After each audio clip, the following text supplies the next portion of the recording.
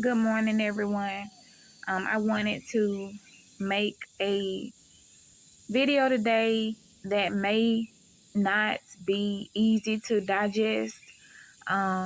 This video actually may step on some toes, but or cause people to do some self-examination. I hope it does. I hope that people do the research for themselves. I will try to upload a few references, but in this video I want to talk about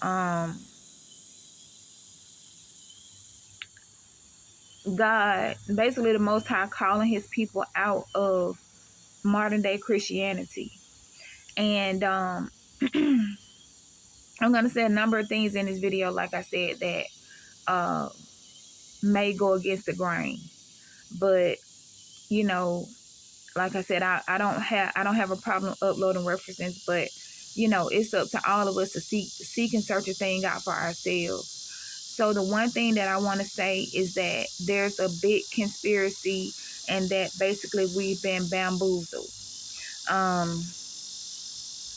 And what I mean by that is that when Constantine, we know that he's known as the father of Christianity. He was Roman emperor that basically converted to Christianity, and then he put out, made Christianity the number one religion, and basically made it illegal for anyone to practice any religion other than Christianity. But what he did, first of all, he was the first emperor that became over Christianity. So he set as basically like the Pope, as well as emperor. And so he merged or mixed church and state. And although there's supposed to be a separation of church and state today, there is not.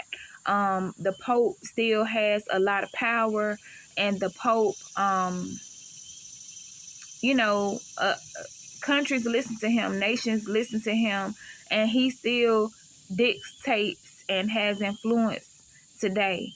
It's just it's so much. But anyway, so Constantine, he from 306 to 337 AD, after the death of Christ, or CE, current era,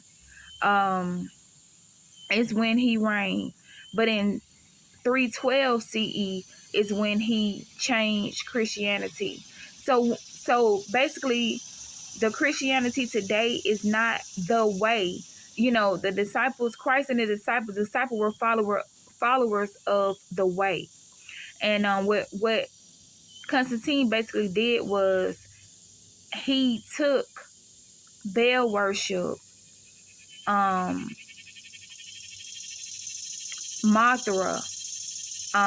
He took all religions and made them one, put them all under the pot of Christianity, so that everyone will be practicing the same thing. And basically it made like a universal church where whatever you practice fell under the realms of Christianity.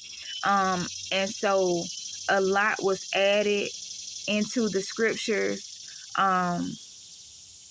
Words were changed, names were changed, paganism was added. And so there's a lot of things that we do today that are not based off Christianity, off initial Christianity. It actually goes against the Most High, or transgresses against it. But to try and keep this video short, okay, so the people that were here, as far as the Native Americans, there were 15 million of them here.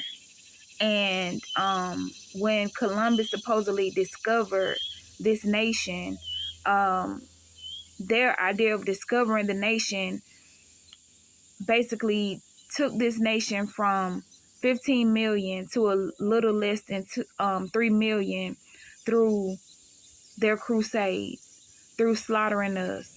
Um, and I'm saying us because there is facts and evidence that there were a lot of Negroes already in this land. And I'll just go back to say that when Columbus sailed the ocean blue in 1492, he knew exactly who he was looking for, because we are the same people that were expelled from Spain under King Ferdinand and Queen Isabella for not converting to Christianity. So the entire world had converted to Christianity since the time of Constantine. But we Negroes were still, and the term Negro, if you really do the research on it, King Solomon's son Yahya, well, King Jehoiakim, I want to say in Spain, King Nebuchadnezzar sent some of King Solomon's children, or some of the royal children from the house of Solomon and King David, to serve as slaves in Spain. That's when the term, or they started being called Negroes, or niggers and stuff like that. So back to what I was saying.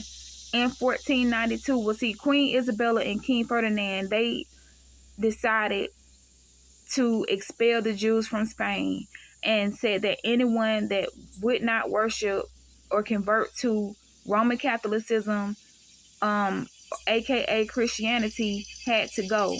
And so there were some Jews that stayed there and converted, but a lot of Jews, threw up the deuces and was like, okay, we're out. And they went up to the Americas, where some of them that had money were able to go by boat to America, and others went up to the Negro land, or to the New Guinea, to the parts of West Africa which was called the Slave Coast. So after these Jews left and were expelled, basically the Pope and the royalty of Spain and the royalty of Great Britain wrote orders to go after them, basically to go back and get them and make them serve as Christians, force them to leave their own faith and be baptized. And they had 6 months to be Christians, be converted into Christianity, or be slaughtered. These are some of the stories that you won't hear. All right. So there are 3 tribes that I can name that by Cambridge University, Stanford, Tel Aviv University, these so-called African tribes have been confirmed to be true Jews, true Jewish blood, and not only through their blood, through the Y chromosome and their DNA, but also through the oral traditions. They circumcised on the 8th day, their dietary customs and stuff like that. So it's the LOU, the Lao tribe. Stanford University has a paper about this tribe that I will post. It was a published article from 2009 that confirms that this tribe is, true Jews. Also, the Igbo and the Lemba tribes have been confirmed to be true Jews. All right, so one thing that's not being told is that what confirmed them is the Y chromosome, which traces directly back to Abraham, Isaac, and Jacob, as well as, sorry, one moment, decline that call, as well as E1B1A DNA, which, confirms that these are true descendants of Jacob. What's not being told is that this is the same DNA and the same Y chromosome as the so-called African American, as well as the so-called Native Americans, that were painted to be savages, that were painted to be illiterate and given, given culture, or whatnot. And so also I just want to talk about Psalms 83. Psalms 83 reads, I'm going to start at the first verse and to the sixth verse. Do not keep silent, O God. Do not hold your peace, and do not be still, O God. For behold, your enemies make a tumult. Those who hate you have lifted up their heads, and they have taken crafty counsel against your people. They have consulted together against your sheltered ones. They have said, come, let us cut them off from being a nation, that the name of Israel will be remembered no more. They've consulted together with one consent, one confederacy. They form a confederacy against you. The tents of Edom, the Ishmaelites and Moab, and the Hagarenes, or the Hagrites. So, and then it also names Ammon, Amalek, and Philistia. So, it says that these people have all consulted together to wipe the name of Israel from off the earth and to conceal who their true identity, that the name of Israel will be no more. So when we go back to the tents of Edom, if you research that, that's Rome today. The Ishmaelites are the Arabs, Moab, and the Hagarites. So this was very interesting. So as I was like, who are the Hagarenes? Who are the Hagrites? And as I did research, I found out that, okay, so we know that Abraham, after Sarah's passing, he remarried. He married a Egyptian named Keturah, and he had several sons with her, maybe about 6. And he sent them off because, once again, Isaac was the son of the promise. So he sent them off. Well, there's some reading outside of the Bible. Now, the Bible says the Hagrites or the Hagarenes. You have to kind of dig outside of the Bible to find out who they are. But come to find out, it says that after Moses passed, Ishmael's mother Hagar, that he had sent away, that was a Egyptian maidservant or slave to Abraham and Sarah, that birthed Ishmael, that he went back and married. Actually, that Hagar is Keturah, that he went back and married Hagar. And that's why it says Hagarenes, because it's those 6 sons that were sent away that actually formed many of the countries in Africa. And we know that Africa and Rome conspired together, or they both played a part in trading Negroes for gold, ivory, and different things of that nature. Because you'll see along the slave coast of Africa on the ancient maps, well, the maps that are like 300-400 years old, you'll see that the gold coast, the ivory coast, and the slave coast were right there together. So it's just a lot. But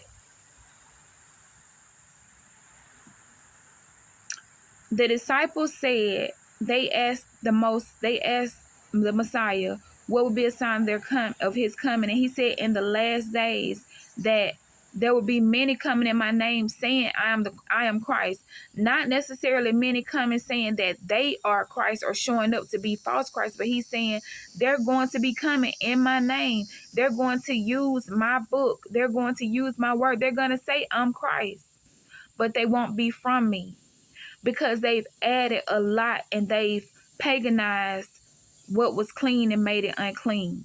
And God is calling us to be set apart. He's calling us out of this. He's calling us to be set apart. He's calling us to seek him for himself. Um, I'm just gonna go ahead and wrap this up, but I may do one or two more videos on this subject. But I pray that you all search it out for yourselves. And all right, you all have a blessed day. I'm gonna go ahead and end the video.